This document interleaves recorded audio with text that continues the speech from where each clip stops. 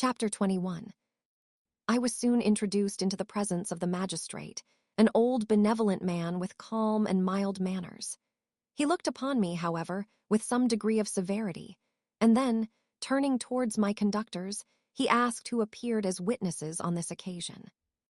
About half a dozen men came forward, and one being selected by the magistrate, he deposed that he had been out fishing the night before with his son and brother-in-law, Daniel Nugent, when about 10 o'clock, they observed a strong northerly blast rising, and they accordingly put in for port.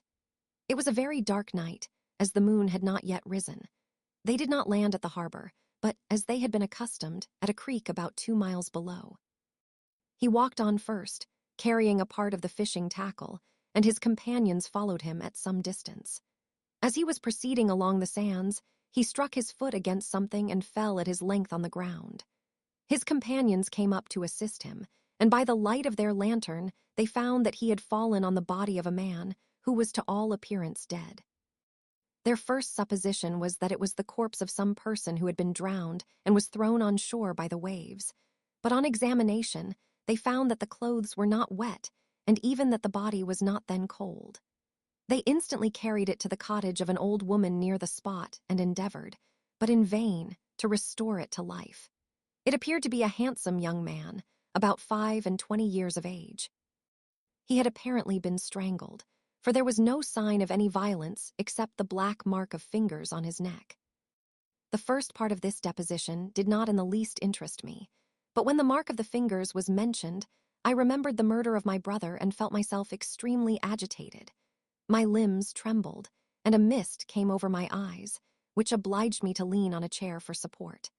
The magistrate observed me with a keen eye and, of course, drew an unfavorable augury from my manner. The son confirmed his father's account, but when Daniel Nugent was called he swore positively that just before the fall of his companion, he saw a boat, with a single man in it, at a short distance from the shore. And as far as he could judge by the light of a few stars, it was the same boat in which I had just landed. A woman deposed that she lived near the beach and was standing at the door of her cottage, waiting for the return of the fishermen, about an hour before she heard of the discovery of the body, when she saw a boat with only one man in it push off from that part of the shore where the corpse was afterwards found. Another woman confirmed the account of the fishermen having brought the body into her house. It was not cold. They put it into a bed and rubbed it, and Daniel went to the town for an apothecary, but life was quite gone. Several other men were examined concerning my landing, and they agreed that, with the strong north wind that had arisen during the night, it was very probable that I had beaten about for many hours and had been obliged to return nearly to the same spot from which I had departed.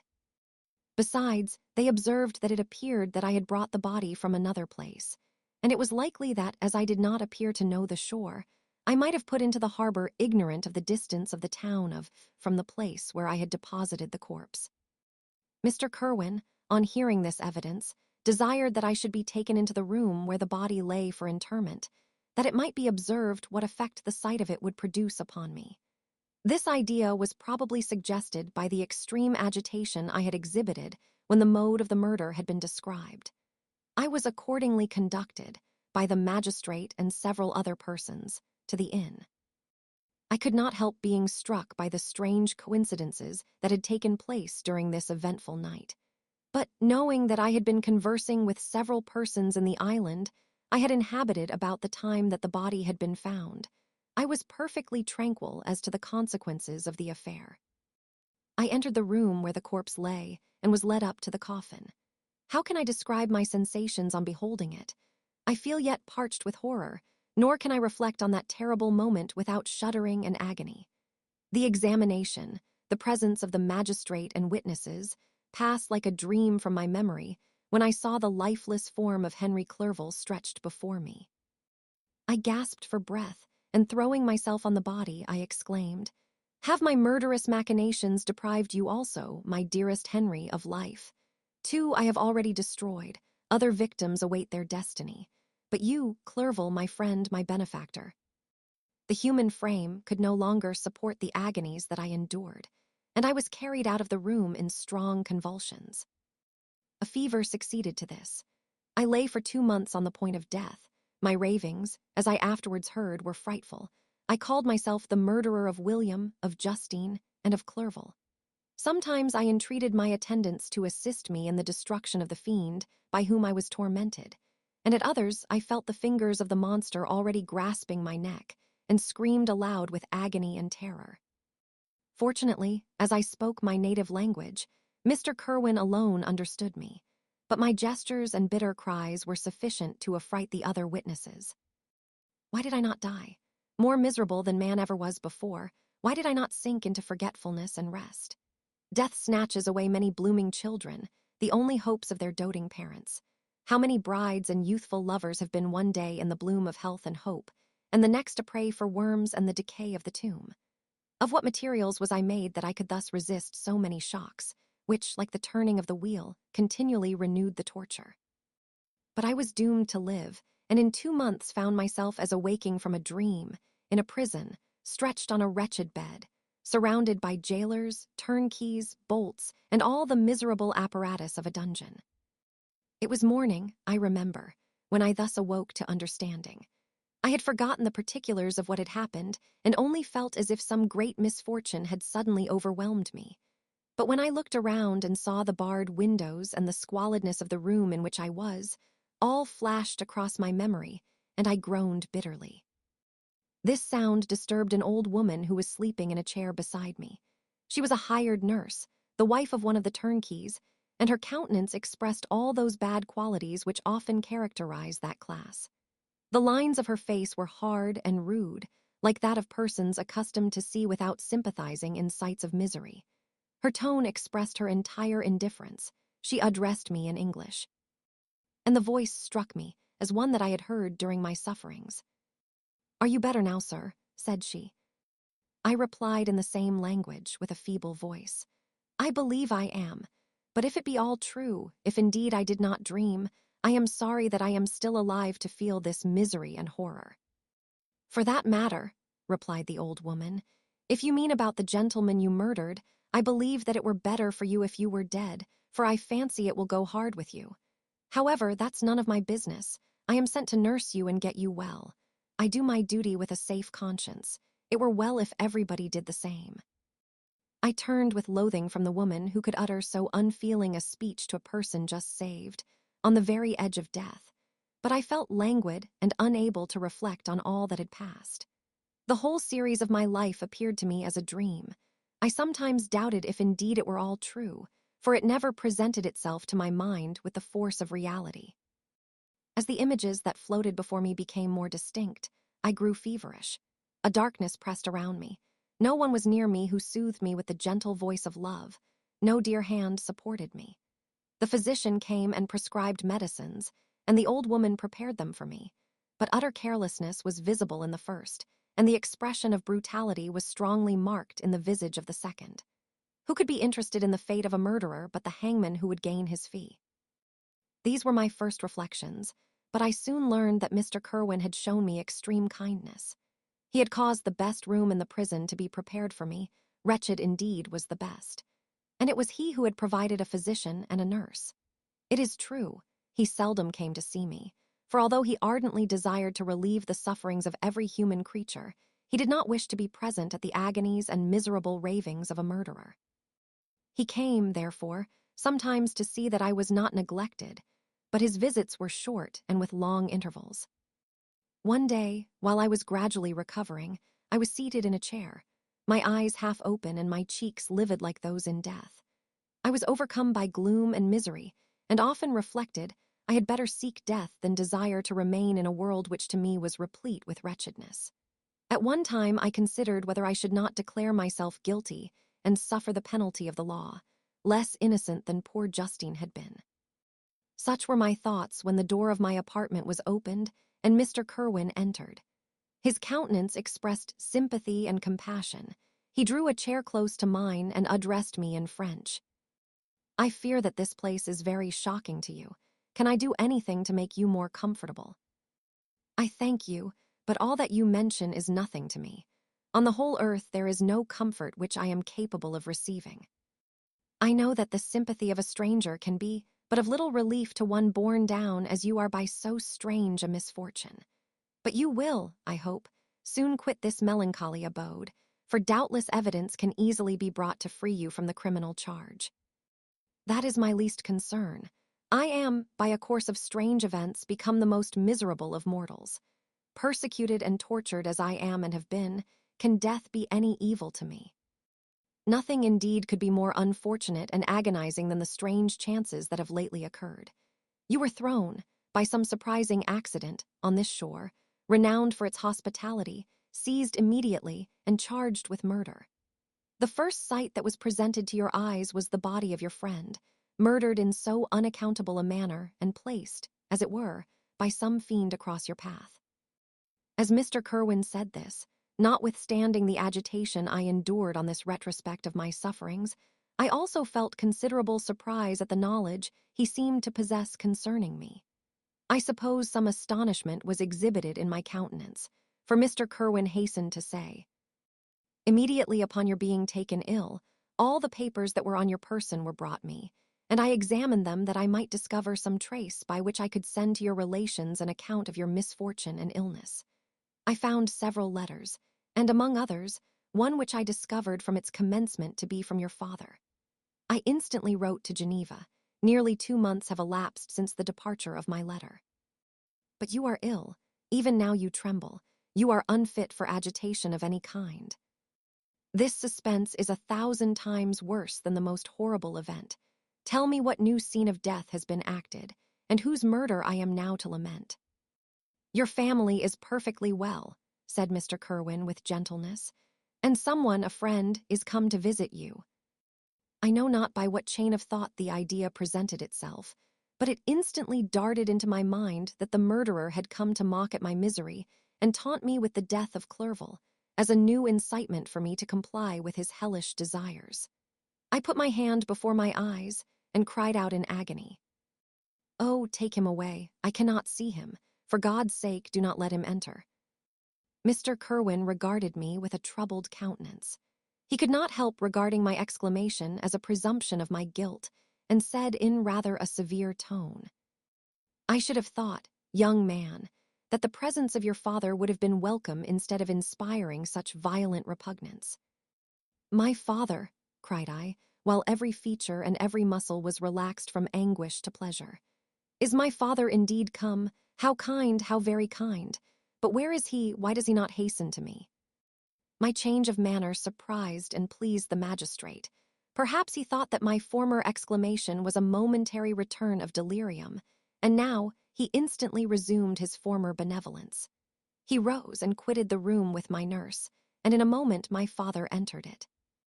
Nothing, at this moment, could have given me greater pleasure than the arrival of my father.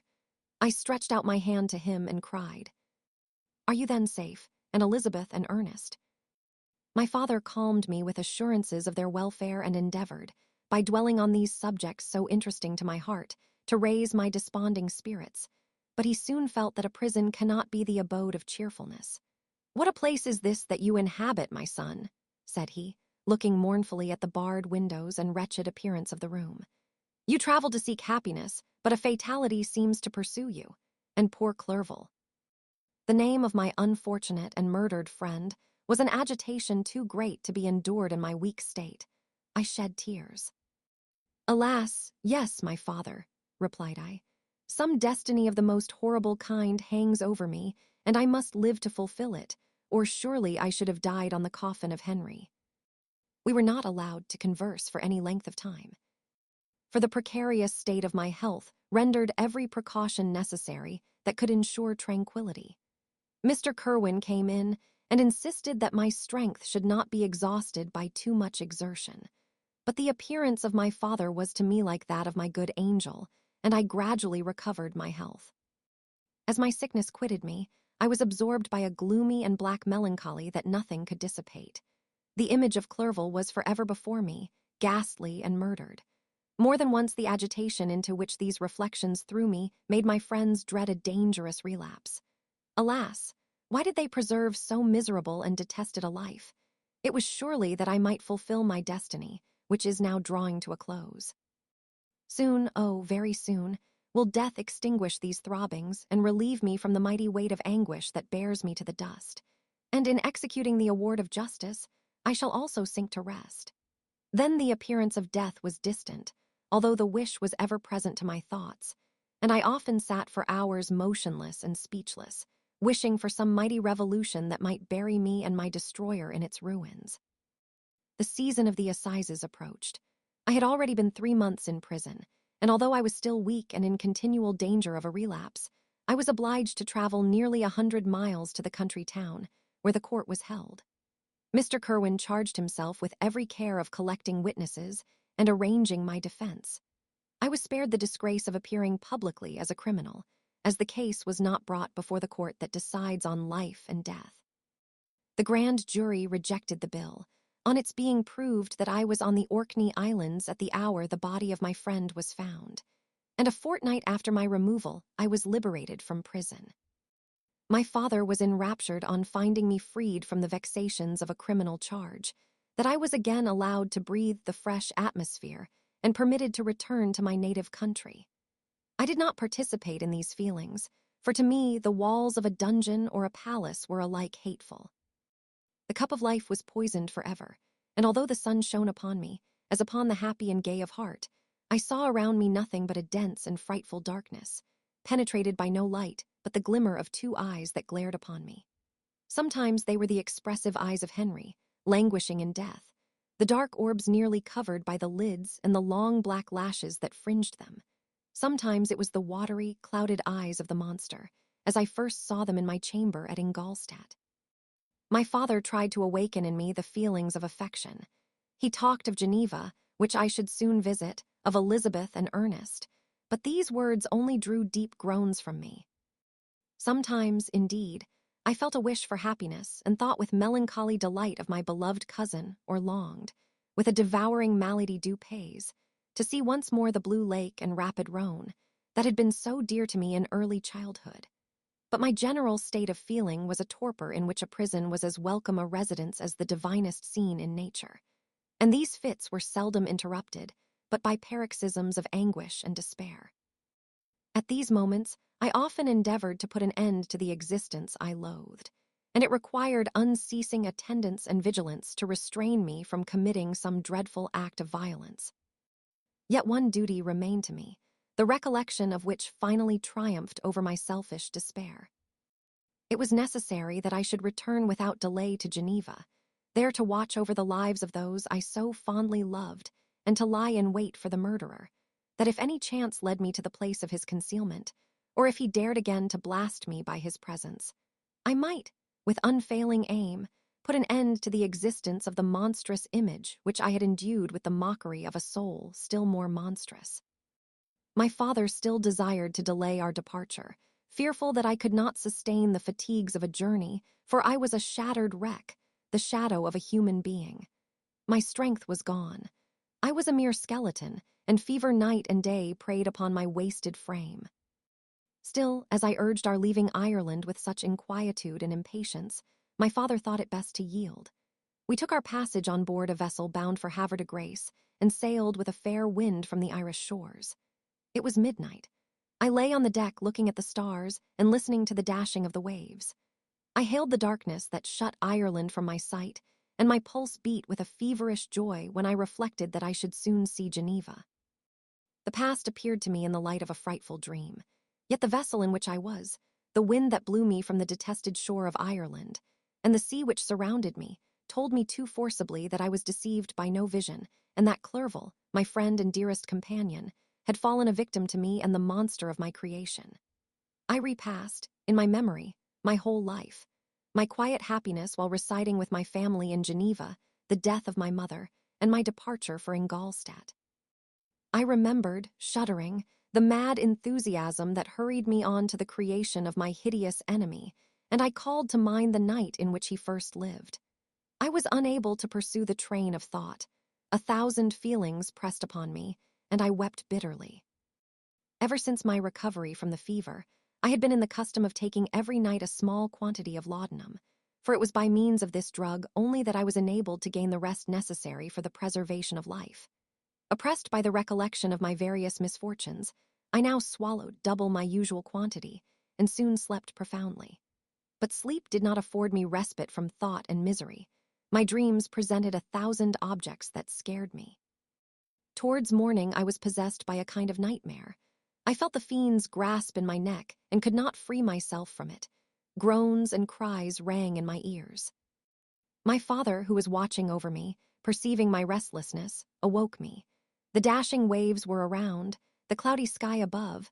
The fiend was not here. A sense of security, a feeling that a truce was established between the present hour and the irresistible, disastrous future, imparted to me a kind of calm forgetfulness, of which the human mind is by its structure peculiarly susceptible.